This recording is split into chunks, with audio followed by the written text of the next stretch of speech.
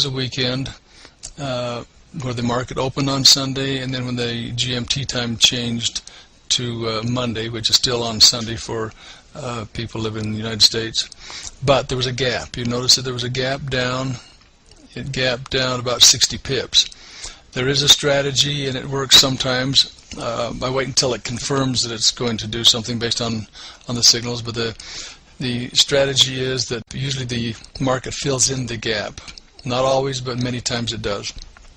So when I got a fresh cross here, and I jumped a gun just a little bit, it was close to the end of this trade right here, so I got in towards the end of that bar. So I probably was in 3 pips sooner than I should have been waiting for the signal, but it was looking pretty good, so I jumped in. And then I kept on moving my stop up, and so I moved it up to this point, and when the candle formed right here, this red one that came down, I moved it to the bottom of the previous bar -1, and that's where we got stopped out. The candle right here opened and went up and then came back down, so we got stopped out on the down. Yes, there were some more pips to be had over here, but the market was really choppy during that time, and so I've got the 20, I think it was 24, 25 pips out of that trade. So that was just basically waiting for a signal, not getting excited or anticipating too much. I did anticipate, this is on a 15-minute, I probably anticipated about 2 or 3 minutes, but it looked like it was still going up, so I chanced it. But that's how that little trade worked out.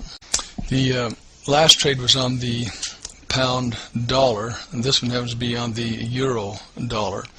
And the entry time came right at the same time. You see, this was at a weekend, and there was the gap on the euro dollar as well.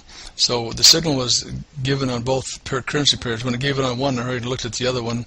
It had a signal as well. So I took this signal. This may have been the one I took first, and then took the other one and anticipated it a little bit.